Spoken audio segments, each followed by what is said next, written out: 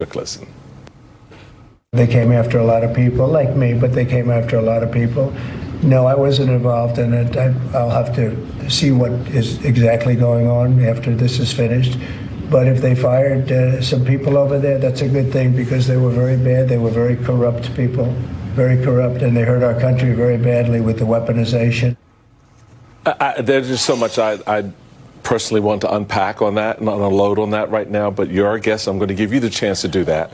But the reality of it is Trump said that, oh, I had no idea about these firings. I didn't request any of these firings.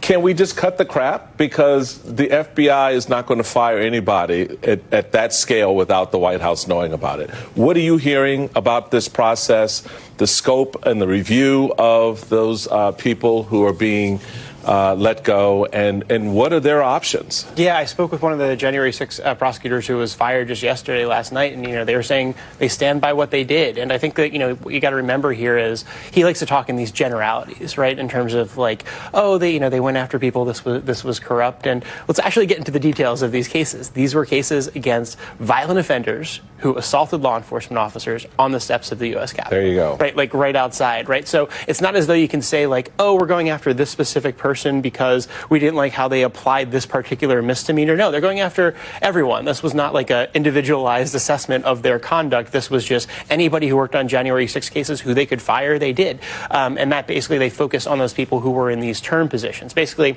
there was an authorization for these term positions, which were supposed to be sort of 2 years. The expectation was that a lot of these people would continue on. So basically what you're going to have Monday is that people who were working on these January 6 cases and then had been moved to some other kind of crime, right? So like violent crime in D.C. supposed to be a focus of the Trump administration. That's what they were supposed to be doing. But they went through this training. They were supposed to show up Monday and start prosecuting these violent crime cases, and that's it. Can I just follow up on this? Because first of all, I just think this is the second time that on a Friday evening, multiple officials from the Justice Department have been fired. And in the letter that they receive about why they're being fired, it says explicitly because of your cases you worked on January 6th, and that you do not align with the president's agenda. That's why they're being fired. But these individuals were moved to be permanent employees before the end of the Biden administration. So these folks are not even, there's legal questions about if what is currently happening is legal for these individuals, right? Yeah, they're still in their probationary period, which is why they were sort of targeted. So that like allows a little bit more flexibility to go after them. If they had gotten out of the probationary period, this would be a whole different ball game. But because of that probationary period, I think there's questions about whether this is authorized or not. I think it's the is this legal versus is this ethical sort of question. Okay, I want to underline something that you said, though, because the fact that this is tied to January 6th makes it seem retrospective, when in reality, to your point, these people have jobs and cases that they are working on now in the national security. That was echoed by the FBI Agents Association statement, where they said dismissing potentially hundreds of agents would severely weaken the Bureau's ability to protect the country from national security and criminal threats, and will ultimately risk setting up the Bureau and its new leadership to fail. What does that mean? Yeah, I mean, the brain drain at the FBI would be extraordinary. And I think it already with the firings they have already effectuated, with the threats they have already made. If law enforcement officials and agents have their careers threatened, which they have now all had their careers threatened, and indeed if they are fired, and they indeed are already starting to be fired, if they have their careers threatened and are fired because they took part in lawfully predicated criminal investigations, where grand juries handed down indictments, where judges signed search warrants, where juries returned convictions, if they nevertheless are fired for taking part in those lawful, proper criminal law enforcement actions because the president in power now doesn't like those cases, that is not Nixon. That is not a president trying to get out of an investigation he's scared of for himself. That is the end of independent law enforcement as a core value of who we are as a country, right? That's an end to the idea that law enforcement pursues justice without regard to favors and preferences dictated by the people in power. Here's how the New York Times puts it tonight. Quote, if the administration follows through, it would be a singular moment in the FBI's history, and it would fly in the face of decades worth of civil service laws that are meant to protect the integrity and professionalism of federal law enforcement. And those are very pretty words and nice concepts, and that means they all blur together and seem just kind of like Americana. Let's be more blunt about it. If you lose those things, if you lose the independence and professionalism of federal law enforcement, what that means is we are rewiring the FBI and federal prosecutors so they will now, henceforth, only do arrests and searches and investigations and prosecutions that please the president, regardless of who it is that's committing crimes. These firings, which are now underway, are changing one of the fundamental things that makes us the kind of country that we are. This is very bad.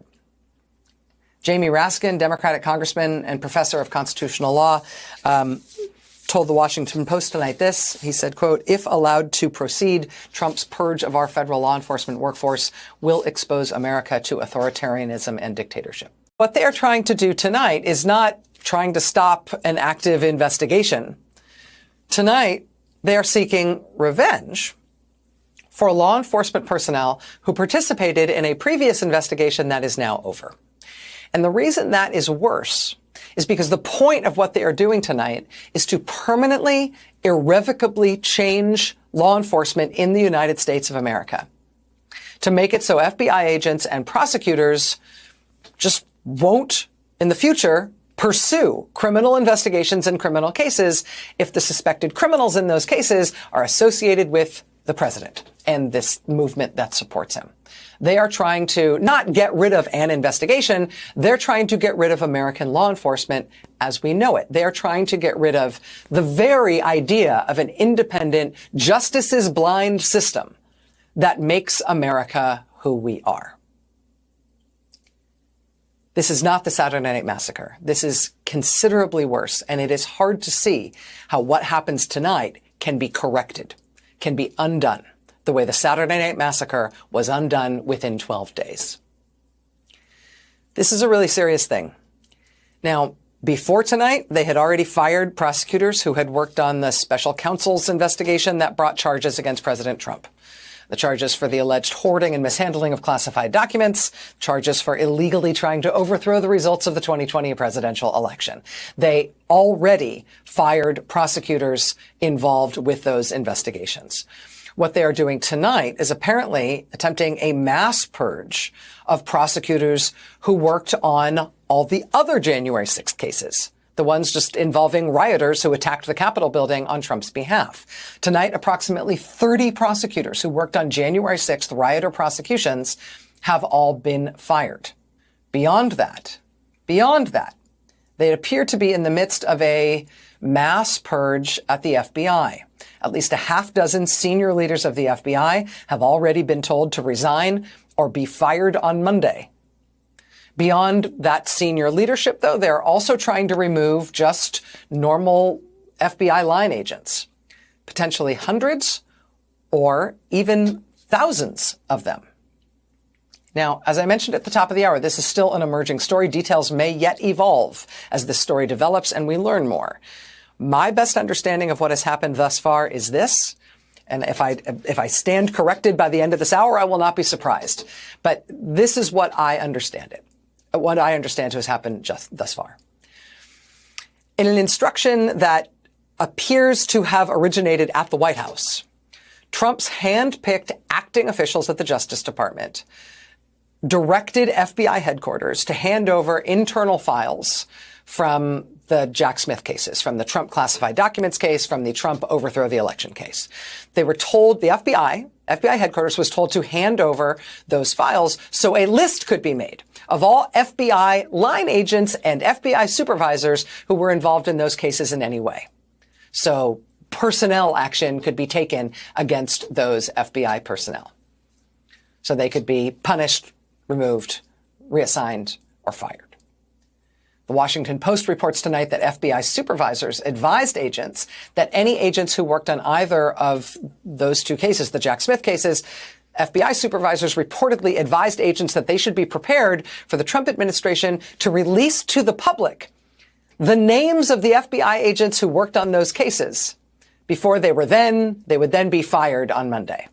So rather than just firing them, they were basically going to tell, Trump supporters, including those who were just let out of prison by Donald Trump, tell them, hey, here's the names of FBI agents who were part of all the January 6th investigations, the ones that targeted Trump. Don't worry, though, they're no longer agents. We're firing them today, so go ahead and have at them.